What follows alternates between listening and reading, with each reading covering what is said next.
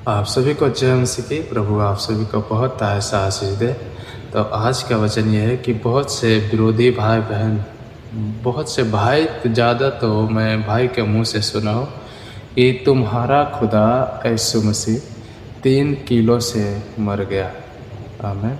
आपने भी सुना होगा, आपको भी किसी ने ज़रूर ये बातें कही होगी और हमको भी कहा।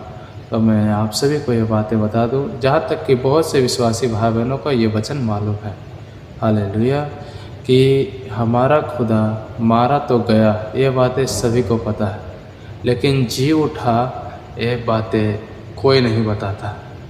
हालेलुया। जो विश्वासी भाई बहन उनको पता है, लेकिन जो बुराई करते हैं, जो विरोध करते हैं, उसको ये बातें पता नहीं है।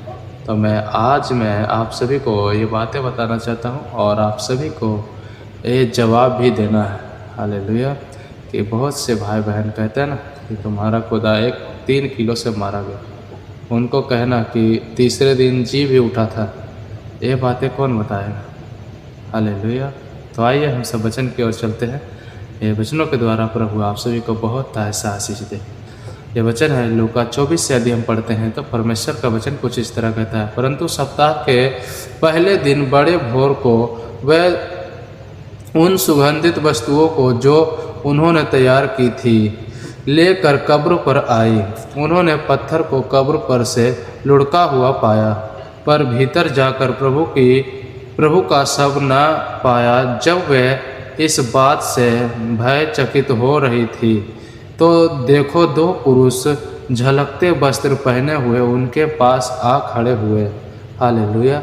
जब वह डर गई और धरती की और मुंह झुकाए रही तो उन्होंने उनसे कहा, तुम जीविते को मरे हुओं में क्यों ढूंढती हो। आमीन। कि जब मरियम मगदलीनी कब्र पर गई तो वहाँ प्रभु यीशु मसीह का शब्द उन्हें नहीं मिला, यानी सब शरीर उन्हें नहीं मिला। तो 2 स्वर्गदूत उनसे मिलने के लिए आया और उनसे कहे कि तुम जीवितों को मरे हुए में क्यों ढूंढ रही हो। हालेलुया। आगे लिखा है, वो यहाँ नहीं परंतु जी उठा है। स्मरण करो कि उसने गलील में रहते हुए तुमसे क्या कहा था। हालेलुया। स्वर्गदूत उन्हें बता रहा है कि तुम याद करो कि गलील में रहते हुए उन्होंने तुमसे कुछ कहा था। हालेलुया। वो बातें क्या था। हालेलुया। वो यहाँ नहीं परंतु जी उठा है। स्मरण करो कि उसने गलील में रहते हुए तुमसे कहा था, अवश्य है कि मनुष्य का पुत्र पापियों के हाथ में पकड़वाया जाए और क्रूस पर चढ़ाया जाए और तीसरे दिन जी उठे। हालेलुया। स्वर्गदूत मरियम मगदलीनी से कह रहा है कि तुम ये बातें याद करो कि तुम्हें प्रभु ने कहा था कि मैं पापियों के हाथ में पकड़वाया जाऊंगा और क्रूस पर चढ़ाया जाऊंगा और मृत्यु में से तीसरे दिन बाद फिर से जी उठूंगा। हालेलुया।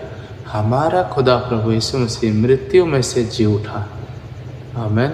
ये बातें जब मरियम मगदलीनी ने सुना तो ये बहुत अपने आप में खुशी हुई और ये जाकर औरों को बताया।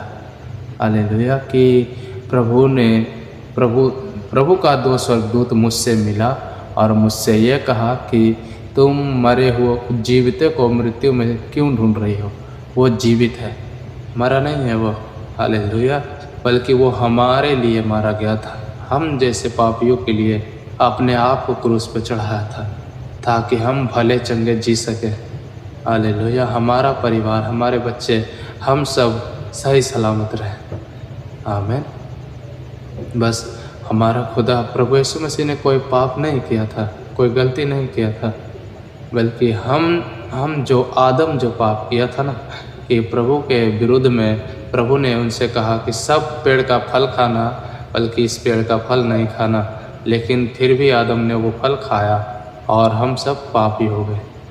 हालेलुया। तभी प्रभु यीशु मसीह ने अपने आप को ठान लिया कि मैं जगत के उद्धार के लिए बलिदान होऊंगा। आमीन। इसलिए आपको यदि कोई भी भाई बहन कोई भी कहे कि तुम्हारा खुदा 3 किलो से मारा गया। उनको ये बातें भी ज़रूर बताना कि वो जी भी उठा है, ये बातें कौन बताएगा। आमीन। मैं आशा करता हूँ ये वचन आप सभी को समझ में आया होगा। प्रभु आप सभी को बहुत ऐसा आशीष दे। God bless you. आमीन।